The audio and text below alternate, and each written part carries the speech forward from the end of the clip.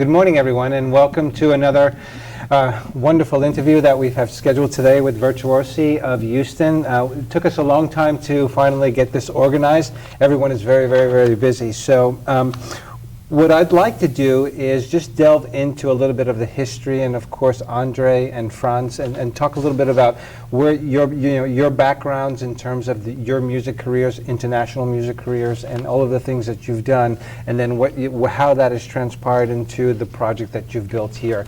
So rather than me going through your background, I'd really like you to give us some highlights and some of the things that you've done, the recordings and where you've conducted, and how that's translated into the project with these very, very special young men and young women. So I'd like to start with Andre. Andre, please tell us a little bit about your story. It's large and illustrious, and I'd just like you to just kind of give our audience some history and some background on the story, please. All right. I'm originally from Poland, as you can hear it from my accent. And I have arrived in Houston. I'm living in the United States since 1979. Okay. So it's been a while. But I came to Houston in 1995 as a professor of violin at the Moore School of Music at the University of Houston. You're still an active professor there? Correct. Yes. Okay. Yes. Good. And I teach violin, and I, together with Franz, we started Virtuosi of Houston. And it was actually an interesting inspiration that happened in my life when I came right about at the time when I came to Houston. And I was in a forming group of professional musicians who decided to create a chamber orchestra that later on became known as the American Sinfonietta. Here in Houston? No. The orchestra actually had musicians recruited from all over the United States. Wow. Okay. Very unusual concept. You know, we had musicians anywhere from Florida to Alaska, and from all the largest cities in the United States. And there were two principles that were in our minds: how to create an orchestra that consists of good musicians. So, of course, the musicianship of every member was important, but also a nice personality. Aha. We thought that it really makes the music making so much better when the musicians actually not only play well, but also like each other's company. So I picked something up in the in the bios. It says, excellent musicianship, great love for music, and a great love and respect for fellow musicians. Right? Exactly. Absolutely. Right. And regretfully, American Sinfonietta is no more. And that moment happened when I moved to Houston. And I thought the idea was so beautiful. I had such fabulous memories of this orchestra in existence that I thought the only chance for this idea to survive is to pass it on to younger musicians. And when I came to Houston, I visited Franz in his conducting studio at the university, and after a very short conversation, it became obvious that Franz's ideas are exactly the same as mine, and that's what gave the beginning. That's the beginning of our collaboration, and now, 23 years later, and counting. Right, and hopefully we are having this wonderful. We are beginning our 24th season this year, and I think that formula seems to work really well. So our musicians are of exceptional quality, and they also, maybe slightly because of us and everybody who works with Virtuosi, they are very nice people, very nice to each other, very respectful. This is a very special group. I've only met a couple of them, and I think you're all amazing. I think you have an amazing team here. It's really special.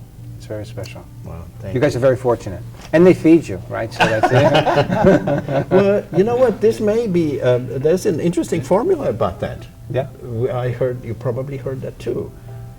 People who eat together. Yes, sir. Stay together. Absolutely. They call that breaking bread. Right. I'm of Italian origin, so food is a very, very important thing to us, and so we just know that when we argue all the time, when we sit down for dinner, everybody's your friend, so it's good. Right. It works. Yeah, Very absolutely. true. Absolutely. Franz, tell us a little bit about your history and your story as well, and how that works into the Sure. Virtuosi. Originally from Detroit, Michigan. Okay. Grew up in a family of music. My mother was a professional musician and got me started on the drum. Ended up at the University of Michigan, graduated there in 1978. My first job was at the University of Missouri. Wow. At Columbia, Mizzou, Yeah. Okay. Where I was From the Detroit to Missouri. Well, yeah. this has been a slow slide south, but I'm done going any more south now. But I was at Missouri for 6 years and then came to College Station Okay. to conduct the Brazos Valley Symphony Orchestra. Wow. Was up there about 10 years, and they were looking at me from down here up there at the University of Houston. And I got a call one day saying, we've had our eye on you, why don't you consider coming down and taking over the orchestra department at the University of Houston, which I was happy to oblige, and Absolutely. came down. That was 1992. 92. So I beat my partner here by only about 3 years. 3 years. 3 years. Yeah. It was interesting because when his job opened up, I figured that as the director of the orchestra at the University of Houston, I would be asked to be on that search committee to replace the violinist who was leaving. Sure. I was not. I still don't, to this day, know why I wasn't asked to be on that committee, but I was very interested in who was going to get this position. So I went to all the interviews, sat in the back quietly, never was asked my opinion about anything. But I remember the day that he walked in. I was sitting at the back of Dudley Recital Hall, and he was coming in to give a recital as a candidate for this job, and he came tooling in the back door with his, he calls it his bazooka over his back. It's his violin case, and the, We know it as a and the violin. bow sticks Yeah. up. And he kind of went down to the front, and I just had this thought. I said, not only is that guy going to get this job, he's going to end up being my best friend. That's amazing. How right I was. That's I didn't know him from Adam. I had never met him. From Andre, you mean? Indeed. That's why we get along so well. You need a sense of humor You in this do. business. Absolutely. So I went down and met him right after he played, and then it confirmed my belief that he was going to get the job, and it was just a short time after that they announced, and he accepted. And he claims that I was the first one he came to see. You know, I believed, like in the life of the School of Music at the university, the person who conducts the orchestra is in the heart of everything that happens in the music program. In the music Yeah, program, you know? absolutely. So he has all the students of all specialties under his direction, you Sure. know? So that, Sure. that was a logical choice, and how good it was. You see that? It all worked out. Absolutely. Yeah, well, it wasn't a long time after he actually got there that we started talking about a youth orchestra, A youth orchestra. which But there was a Houston, niche, wasn't there? There was not a chamber, a youth chamber. there wasn't, and that was Right. our way into this Right. thing. There were already two Yes. full-fledged youth orchestras at the Right. time.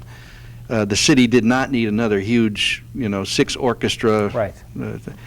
But so he brought up this idea of the American Sinfonietta to me and said, why don't we look in that direction and start a smaller collection of people and create a schedule that doesn't conflict with the other ones. Right. And it took a lot of doing, and we had a lot of resistance at the time. I'm sure. Yeah. That's when you know it was you're going in the right direction.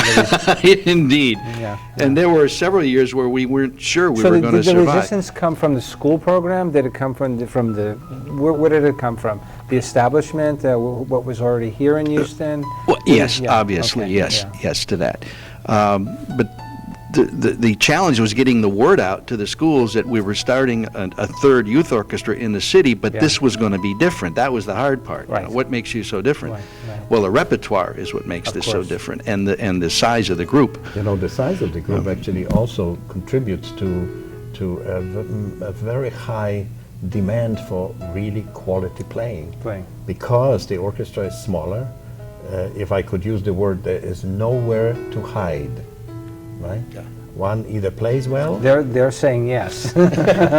They're all shaking their so heads. that's why it's Yeah. very important. The auditions that we take every year, I want to to- talk a little bit more about that as well, the auditions and that process. but that's what we are determining, you know, the quality of playing is of utmost importance.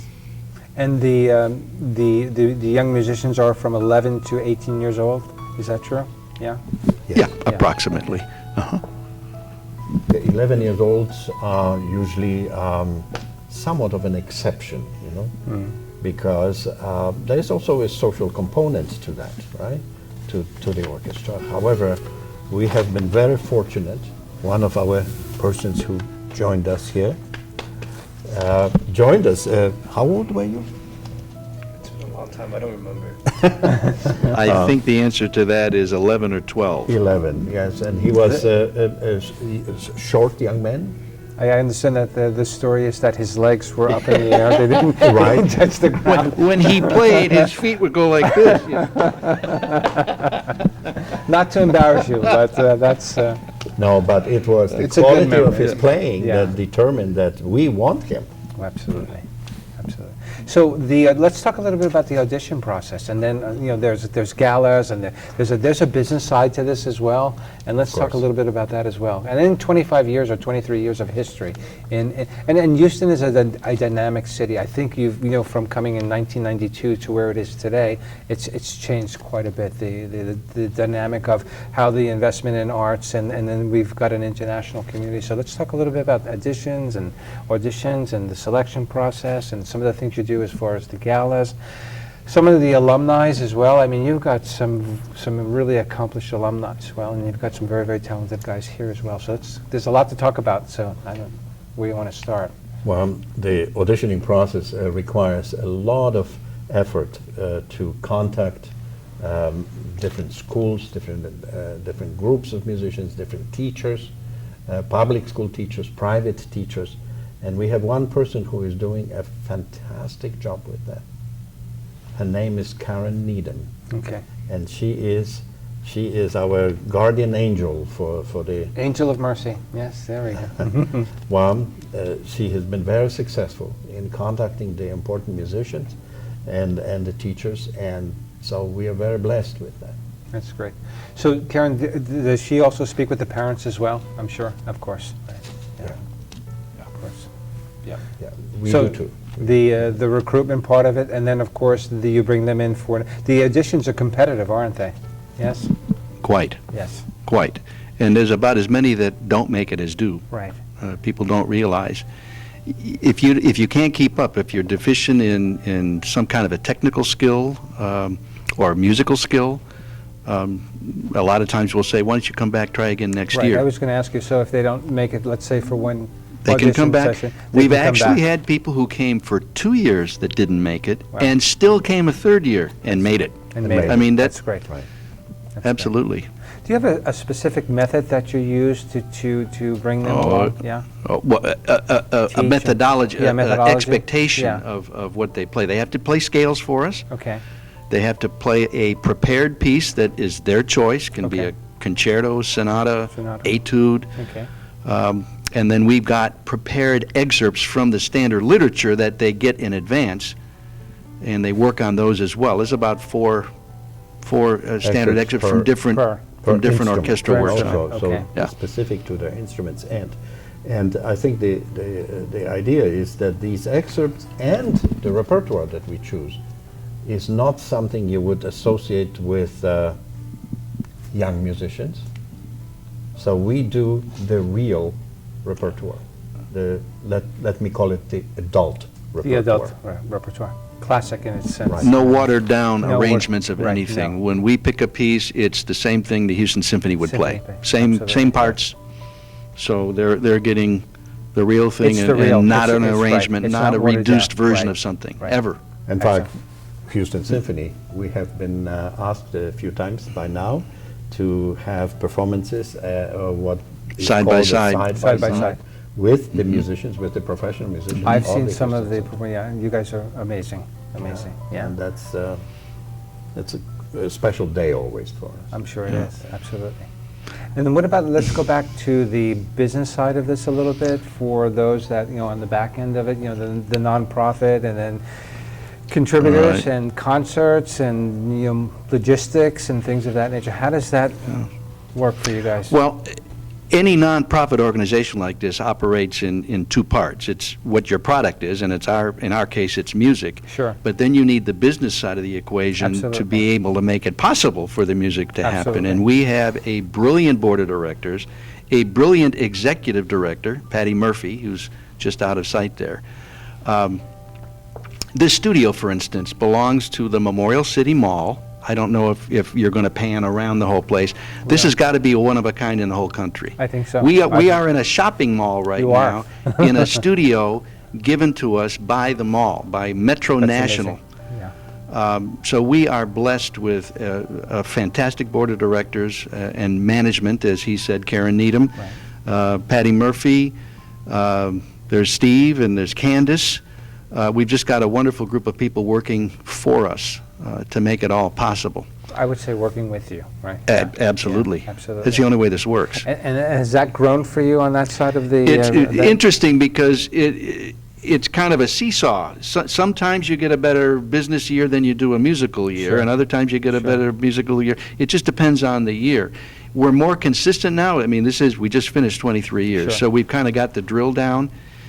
In the early years, we started with a fantastic musical product. We had the best players in the whole city, as we still do. But at the time, we didn't expect it. But Right. there they were. There they were. And we had a very meager board. Just as far as strength, we had great Right. people, but we had to build it, and it hadn't been built yet. So there was a few years where we weren't quite sure we were going to make it. We didn't have this facility at the time. We were rehearsing in church basements Church, I and remember, fellowship yeah, halls yeah. and Cafeterias. Yeah. at schools and That's part of the process, right? that's really it. That is. It really is. I think a lot of the ensembles start that way, right? And they just find a path, and that's, they and just some go of them into something. fail because they just can't Yeah. get off go. Absolutely. But we were lucky. We kept pushing and pushing, and now we've got, I think, one of the nicest I situations in the think you country. do as well. This is an amazing facility. It is. It's an It amazing is. facility.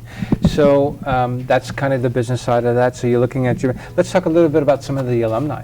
You guys have to be extraordinarily proud of what you've built here. And Right. these guys are prime examples of that, but you're alumni. Let's talk a little bit about some of they're all over the place. They're in major symphony halls. Some are composing, some are doing other things within the music business. Let me just jump in, and he can take over because he's got his favorites too. We all have our favorite students who go in to make good.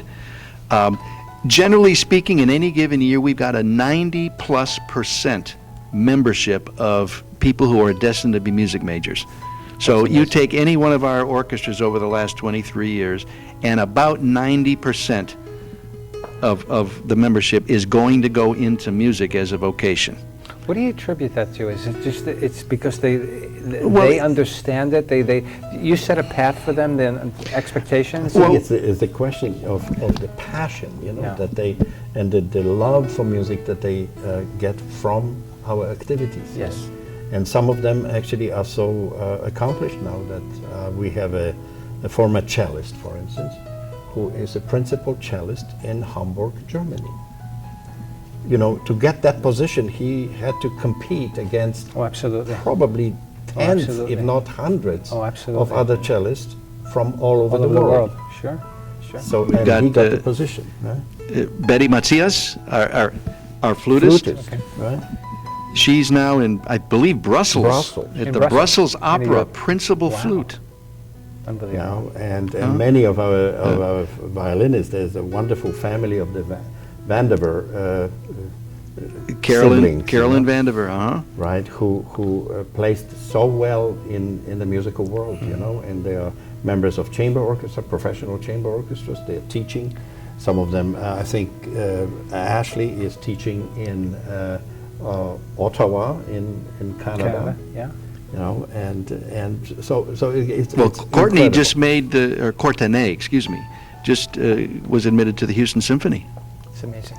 Huh?